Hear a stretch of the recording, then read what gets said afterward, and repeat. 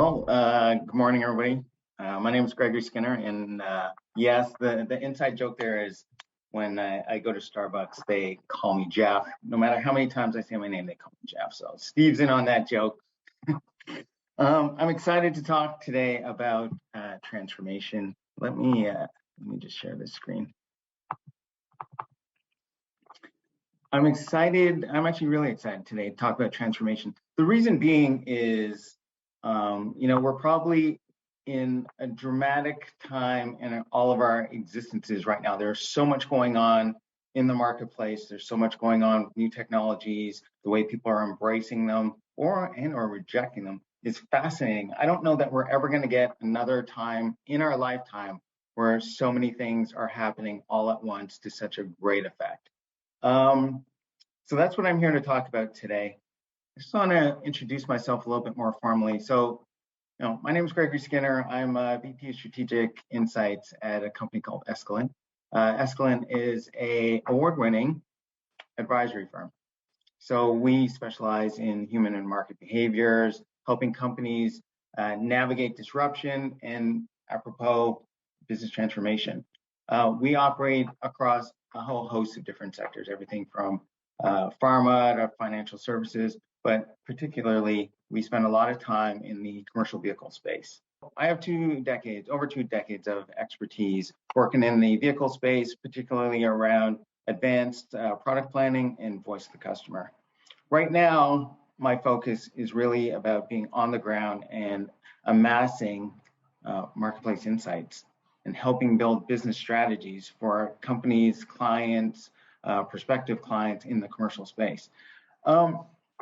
I just want to talk a little bit about my definition of transformation. So for me, when I hear transformation, I think of, and the way I define it was a set of characteristics or effects that produce a dramatic or notable change from a current state.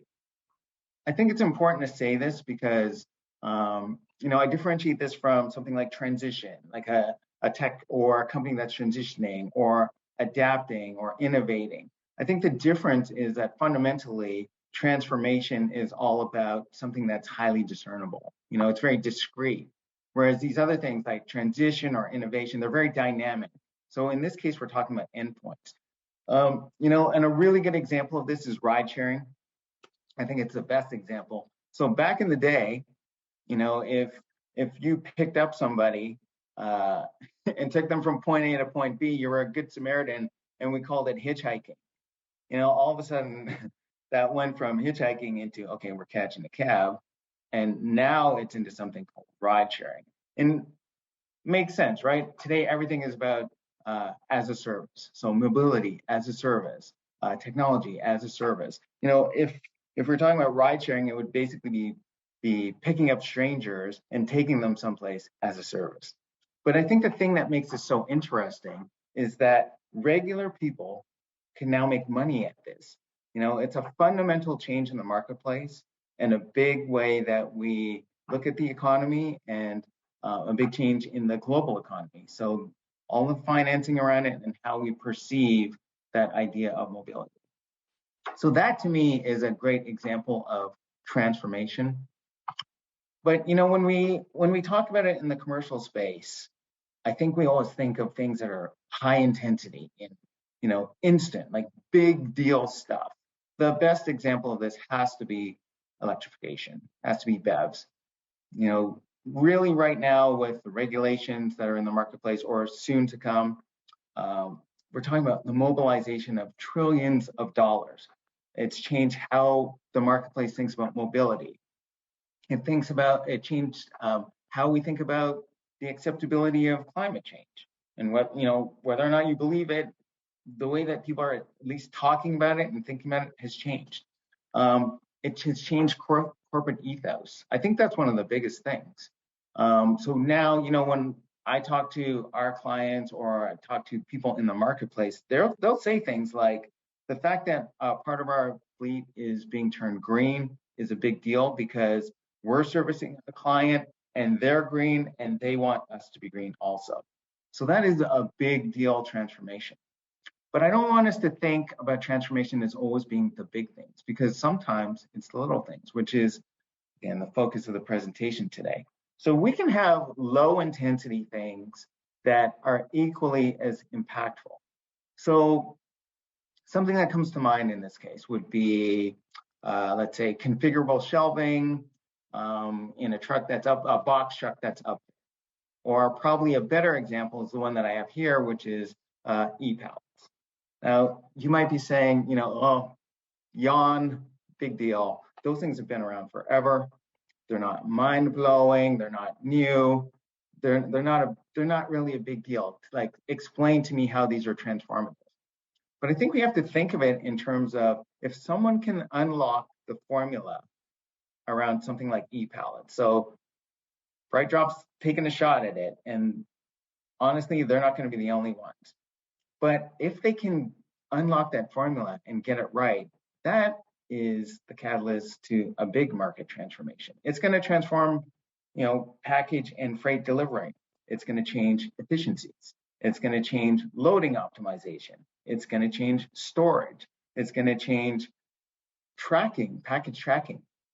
It's going to change back pain. It's going to reduce back pain. So if you have stock in Advil, or aspirin, Bayer, Johnson & Johnson, maybe think about getting into crypto right around now, because as soon as e-pallets hit the market, those shares are going down. So basically what I'm talking about is something more subtle than battery electric, but still relevant and still important. I think the chatter in the marketplace right now is around the big deal stuff. So, the Amazon's ordering 10,000 trucks, FedEx ordering thousands of EVs, basically taking any alt powertrain vehicle they can get their hands on. But there are a lot of other things in this marketplace that are driving transformation.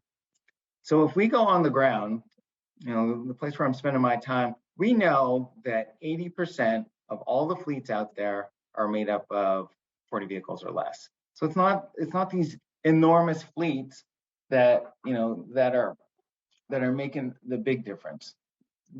Let me wind that back. The enormous fleets are making the big difference, but that's not the only thing that's happening. There's a lot of little fleets and a lot of little commercial vehicle operations that are also making a big difference too. So let's talk a little bit about that. I think it's fair to say that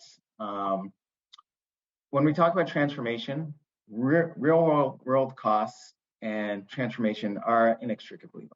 They are. If something is transforming or transformative, then there's going to be costs associated with it. There's going to be people investing in it and thinking about it. So those two things go hand in hand. When I'm talking to our customers or our clients, the reason that we talk about these small things in addition to these sort of sweeping things is for three reasons. The first, it lets clients get a head start on developing new applications for their business, for sure. So you have to be aware and know what's going on to be able to address it. So by letting them know about these small catalysts that are soon going to be nascent technologies and then moving into developed technologies, they're able to get a head start. And in fact, we hear that same sort of banter when we talk about EVs. So when we go in the marketplace, the very first thing that happens is everybody says, I'm electrifying part of our fleet because we don't want to get left behind. We want to be up to speed when the regulations hit full force. And this is the same sort of thing. So keeping them apprised of what's going on so that they can develop new applications and adjust their business. The second thing is that for OEs in particular, they can refine their products and services to truly serve the marketplace. So right now, clearly a lot of the work I'm doing is around EVs, but I'm also doing a lot of work in infrastructure. Fuel cell is another big area. HMI is another big area. So keeping the drivers safe, making it easy for them to interact with the vehicle and get things done. The third place where transformation is important, keeping everybody up to speed, is for those who are seeking insights, they're able to obtain a much broader perspective on what's going on. That's important because we all know that at the end of the day, everybody's going to talk TCO, they're going to talk risks, and they're going to talk costs. So if you know how transformation is affecting those three things, then it's easier to manage those three things. When we look on the ground at the things that are standing out, the things that really stand out, that go beyond those sort of big things, I think where we end up is what's on this list. So, first one, how nascent fuel technologies are driving fleet diversification. So if we go back, like just rewind to the first panel from today, we talked a little bit about that. How fleets need to think differently about how they're going to meet regulations, how they're going to build efficiencies. There's not just one technology that people are subscribing to. There's multiple types of technologies, whether it be around powertrain or whether it be around the fuel, and that's driving fleet diversification. That's a big one. We have the rise and fall of RNGs. Sorry, the rise, the fall, and the rise again of RNGs. Those were top of mind years ago, and then they vanished, and now they're back again. Millennials is another one. We don't talk about them because we don't notice them within the corporate structure, but they're there and they're making a difference. Human-centered design. I can't tell you how many projects I'm working on right now that speak to, are we thinking about the end user, and are we being efficient and effective about making their jobs as easy and as simple as possible? The divide between tech supply and tech demand. It's easy to serve up all sorts of technologies, particularly in the commercial vehicle space, but does that mean that everybody wants it? Do they want to use it? That's the big question. That's another one that people aren't really talking about, but when you're a supplier, it's something you definitely are concerned about. Partnerships and this customer-supplier collaboration is another big one. And then the last one is unique last-mile solutions. So let's take a couple of those and dig into those a little bit more. I'll just start to explain about why these are relevant. So if you're in the commercial vehicle space, I can tell you at least one of these things on this list is going to affect you either right now, either it's already affecting you, or it's going to affect you in the very near future. So the first one I want to talk about is this idea of partnerships, customer and supplier collaboration. So what's going on there? Well, I mentioned earlier that I spent a whole lot of time in the new product development space. It's called advanced product where I am. And this includes comprehensively looking at products and services across all opportunity areas, from concept development to testing new products, production, mature products, product refreshes, product and service refreshes. Basically, it's across the entire spectrum. But I can tell you, when it comes to something like this, the more radical the offering, or the newer the offering that someone is trying to bring to market, the more companies want and need proof of concept before they go into it. Now, I also spent a lot of time in the passenger vehicle space, and fleet and commercial vehicle are completely different, because this is fundamental, because no two fleets are the same. We all know this, or no two sets of commercial vehicle enterprises are the same. In passenger car, we can do it incredibly accurately. We can predict how much people want. We can predict why they want it. We can tell you how they're going to use it. We can tell you how much they're going to pay for it and how much you should charge for it. We're talking about a very mature product when it comes to passenger vehicles, so we can do that. And it's more ubiquitous. Again, when it comes to fleet, because everything is discrete and different, you can't do that. So what that means is, when we test things, or when we go and start to help develop things, we need a very effective test bed with real world parameters that can be measured. We need to understand use cases effectively, operating conditions, anomalies, user profile. It's a very sort of dense exercise. The best way to do that, though, is by collaborating. So suppliers and vendors and OEs collaborating with the people who are using the product. And you know what? At the end of the day, both parties benefit. So the quote that you see here, is from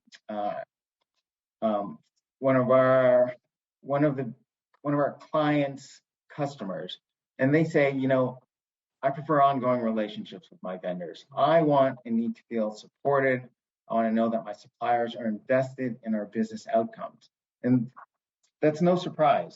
Nobody wants to feel like they're just buying things and then hung out to dry. They want to feel like wherever I'm buying from, where I want to feel like they're as invested in my business as I am in theirs. So let me give you two sort of stories that exemplify this notion.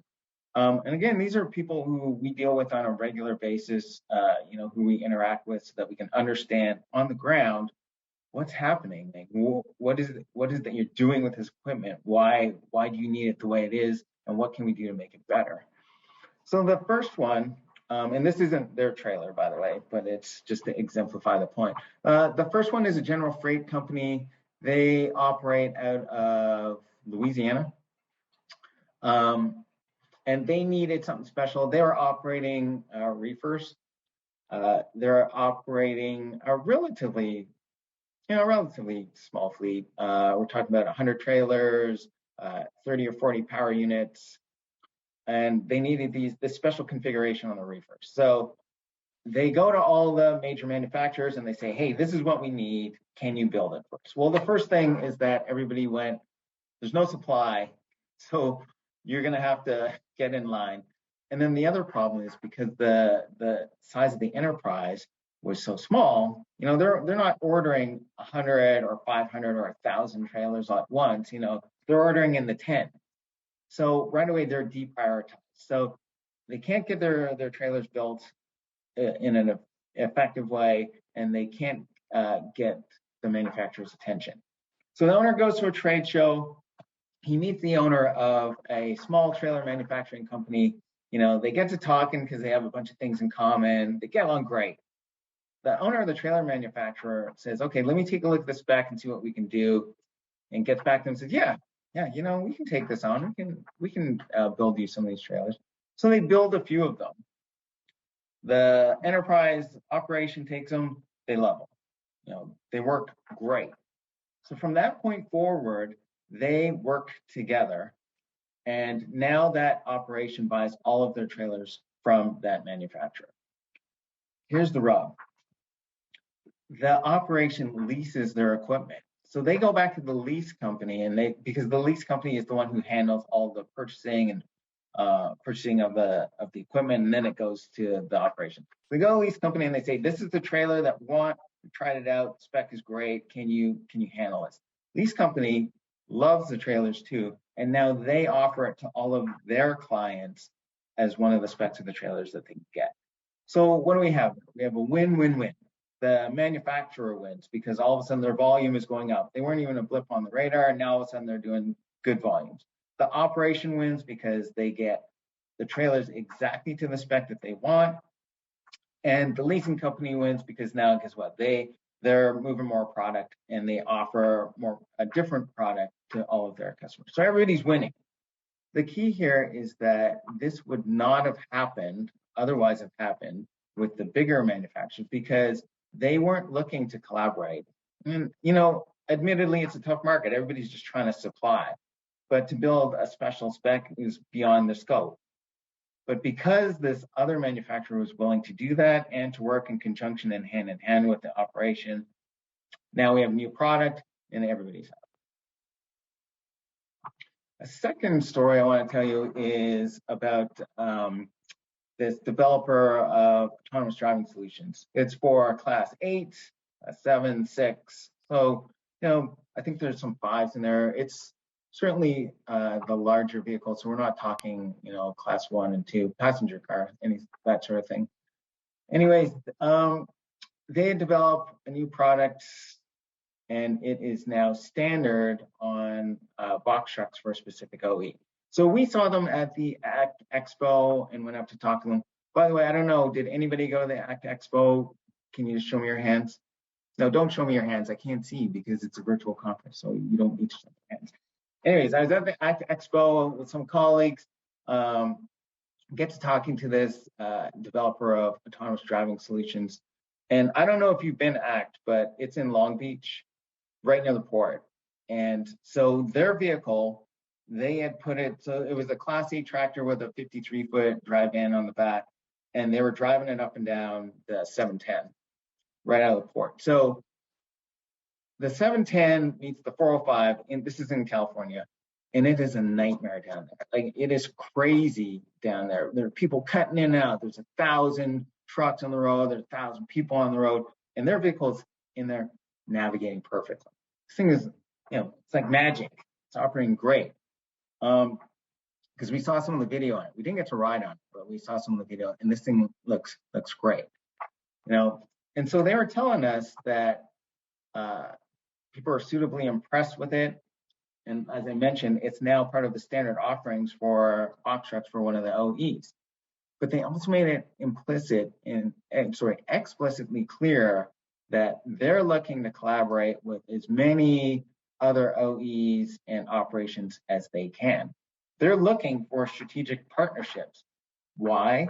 Because the greater the scope of the deployment, the more data points they get for their system development, the greater the exposure of their system, so more people are aware of it and interested in getting it, the more widespread the adoption. The person who gets the system now has something to keep the driver safe, reduce fatigue, better work environment. Again, everybody's sort of winning on this one. The ability to work closely between vendor and supplier is not just about creating product, it's about synergy. I know it sounds like 1980s, 1990s business school talk, but in this case, it's very true. A lot of this transformational stuff that we see going on in the market is because of deployment with these smaller commercial vehicle operations or fleets where things are getting tested, where things are getting tried, and all of that feedback is going back to the manufacturer to end up making a better product. It's not like the phone. I think what we see with phones and smaller tech is the stuff gets out there and then they just iterate. They do these over-the-air updates and they just make things better as you go. But where something as significant as, let's say, a tractor or a trailer or a truck that's been upfit, you don't have that opportunity. It kind of needs to be right once it hits the market. All right. So where we're going with this is collaborations are a way to move the needle in a way that's not making headlines, but it's certainly changing the landscape in a dramatic way.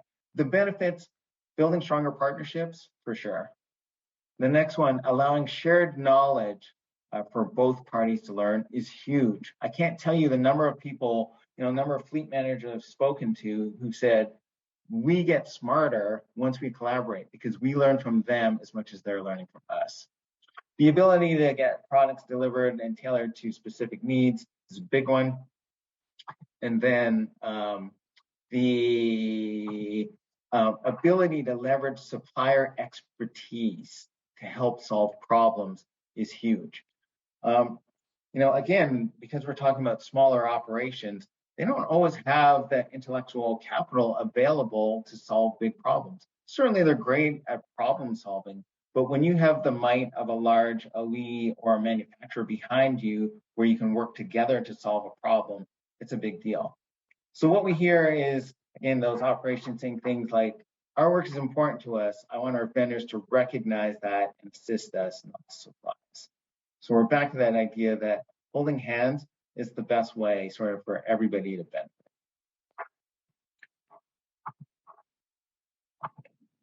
All right, that was the first sort of, at least one example of a catalyst to change or transform.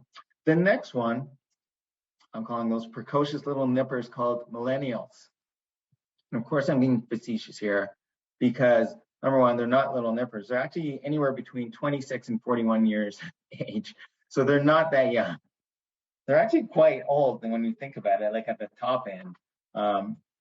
But we don't see that for a couple of reasons. The first is that when we look at people in the commercial vehicle space or in fleet in particular, it's not uncommon to have people who've been there for 20, 30, 40 years. That's a good chunk of time. Whereas when you compare it to how long millennials have been there, And, they're clocking in somewhere around 10 to 15 years experience, which is nothing to sneeze at. But when you compare it to 40 years experience, it's a drop in the bucket. So what is it about these guys, and why is it so important that we even recognize them as playing a role in how the marketplace is transforming? Well, I can tell you that, again, sort of all of the products and services I personally am working on, for the vast majority of them, they're all tech-based, or they all have a strong relationship to technology. This can be a challenge for a fleet or a commercial vehicle operation who's still using like scraps of paper to track orders or Excel sheets to manage thousands of vehicles. I know you might be laughing, but if you're in this industry, it's true. There are so many operations that you would just cry at when you go in there and you see, there's a laptop computer, it's got Excel on it, and they're managing service and maintenance for hundreds and hundreds of vehicles on this because they figured out how to build macros that tells them when things need to be serviced. And I'm not what's the word I'm looking for? I'm not trying to be derogatory, because you know what? They're great at it. They've refined these systems so that they know exactly what's going on in their business. And that is fantastic. But that's coming to an end. Like, it's slowly coming to an end, not because of what they're doing, but from the supply perspective, because everybody who's supplying things to the market, they're talking about how do we integrate tech into these things. So again, sort of fewer and fewer of the solutions and innovations that we see coming to market are either analog or mechanical.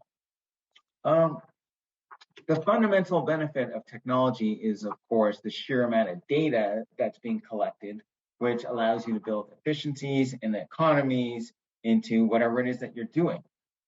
But again, when you're talking about how is this going to happen, like how are you going to get the guy who's, let's say, 60 years old, who isn't really interested in integrating tech into the business to adopt this sort of thing? Well, the answer is probably going to be millennials.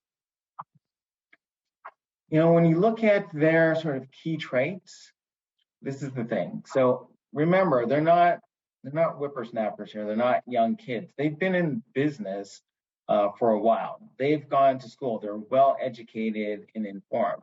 You look at their key traits. Number one is they're tech savvy. They're looking, when we talk to them, they're looking for ways to streamline operations. And basically the question that they're trying to resolve is, how do I make this business more efficient using tech? They have no problem trying new things. They went to school, so all those things in school, they want to apply to the business.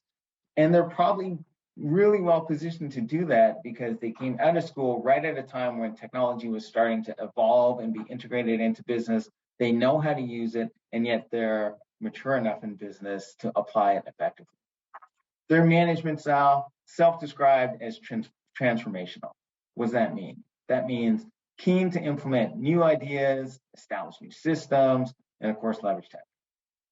And then I think the one interesting thing that popped up, and I know Catherine will be super interested in this, is, we hear this idea about cultural empathy. So again, just because of the age that they're at, they grew up in a world where the sort of boundaries between cultures is starting to sort of merge together. So they're more culturally sensitive, which in turn translates into, I'm more empathetic to my workforce and I know how to manage them more effectively. And they use technology to do that, believe it or not. So here's a quote from actually one of my favorite guys who I talked to. He's out of Jersey, Chris. He manages a construction company for his uncle. I think they have like 50, 60, 70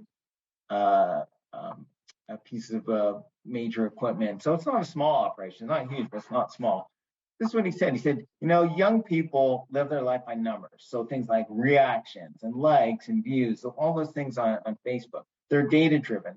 So when I talk to them or when I manage them, they want to see performance. They don't want to hear anecdotes. They don't want stories. Their brains don't work that way.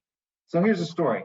So he has these guys in on his team or at the field, and they're not performing. They're young. They're young guys. They're in their early 20s. And every time he talks to them, it's like in one ear, out the other ear.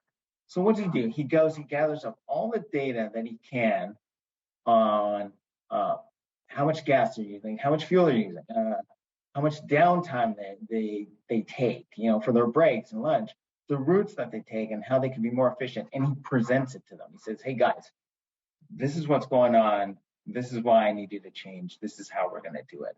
And you know what? They didn't even see it as a reprimand. They weren't like, "Oh man, we're in trouble." They went, "Okay, yeah, great. I get it.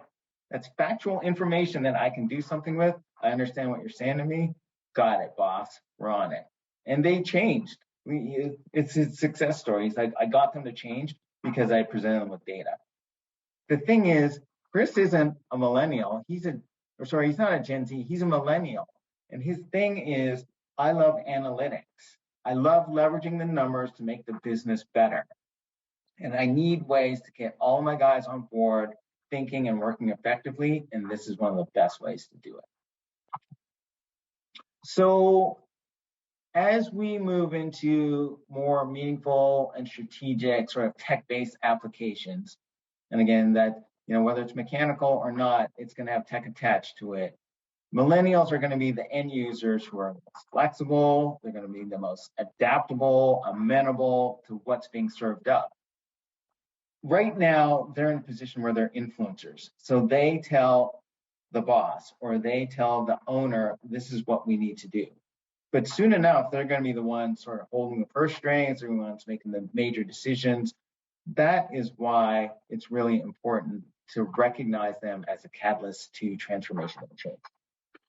So, this idea of them being perfectly positioned, they definitely have business maturity, they have business experience, they're familiar with people management, they have this affinity and knowledge of tech that's going to, I think, make the biggest difference. And it's a big difference because it helps them manage things like TCO, risk, regulations. That's where they're going to make a big difference. All right. Let me see here. The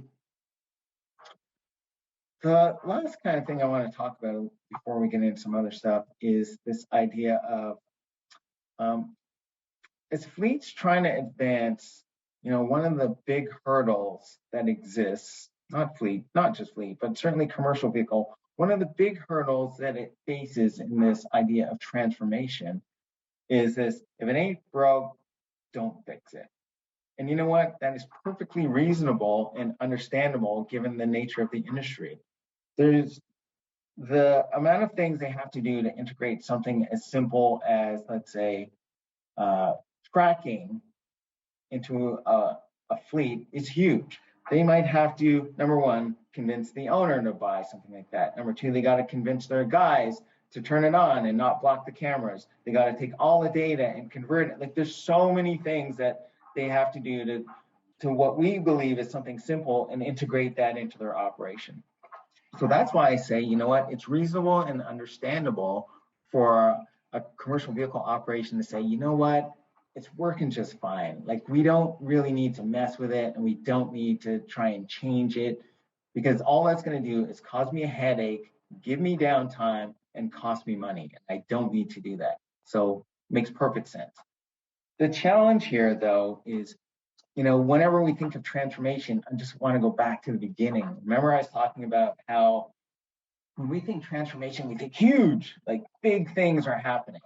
Transformation doesn't have to do that, and that's not the way transformation works. The challenge here is to expand their thinking into the sort of openness to new ways of operating. So that's the first thing, is you have to convince someone, hey, you know what, it's worth looking at, it's worth us maybe dabbling in it and trying it. And then the second thing is finding small ways to integrate that change as a pathway to something bigger. So you're not trying to change things. All you're trying to do is, like, remember or think about if you have a bad habit and you're trying to change it, They talk about creating these new neural pathways that get solidified as you do the thing more and more and more. That's exactly what we're trying to do here, is come up with new pathways to change, not do this whole carte blanche overhaul. All right, so all of this is important because, because what I'm talking about here is, and this is sort of a little sales pitch, to be honest, but what I'm talking about here is something that we do every day. We have a product called Fleet Foresight, and this is exactly what we do. So we dig into these catalysts, like these things that are changing the market, things that you may or may not be aware of, things that are important that you integrate into your thinking so that you can be more effective at the things that you do. We present this information in full. I've just basically given you a snapshot of the sorts of findings that we have. And then from there we go and we build it out and work with our customers and clients to help them build better operations and think smarter about things. At the end of each event, basically, so it's basically hosted as an event. At the end of each event, you have the opportunity and you have the information that you need to be able to create better solutions, think about things differently, because our stuff is on the ground. As much as there's statistics and data, we certainly integrate all that, but we also want to talk to real people doing real things, because that's really the meat of it. Like it's great to create things in a vacuum, but at the end of the day, people use this stuff. So we try and make sure that that's who we're talking to get the best stuff. If you're interested in that, you can certainly reach out to me or anybody at our operation, and we can tell you more. But that's it for me. I think if there's any questions about anything that you just heard, I think we're now into the Q&A component. So it says, speaking of autonomous vehicles, what do you see as the greatest barrier to adoption? Is it the companies would utilize these? Is it the companies that would utilize these being reluctant to do so, or is it general public and the wariness of safety and performance of these vehicles? That is a great question. When we're talking autonomous, one of the biggest challenges is around cost to implement. So depending on the size and class of the vehicle, so certainly it's one thing if we're talking like class 2 or class 1, but it's another thing if you're talking about a class 8 tractor that you're trying to integrate autonomous on. So just backing up, part of the challenge is, does anybody have the systems in place to effectively use in the bigger classes of vehicles? And they're still in the throes of developing that sort of as we speak.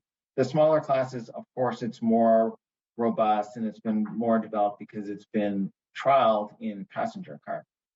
But I think one of the greatest barriers is, number one, cost of implementation once you get it. And number two, to what degree is it actually taking control of the vehicle? So I talked earlier about this idea of risk mitigation, liability. That's the last thing you want, is for a vehicle to be out of the control of your driver or of the person who's operating it. And so I think there's some reluctance there because people just aren't sure and just aren't completely trusting of what the vehicle is going to do in situations that they can't manage. So I think that's probably one of the biggest things around autonomous. But as these systems become more and more robust and they start to be developed in a better way, that we'll start to see adoption sort of mirror what's going on in passenger car. All right, looks like we're out of time. Hope you guys enjoyed this presentation and lecture. Again, if there's any questions or anything that you want to follow up on, then be sure to reach out. Thanks so much.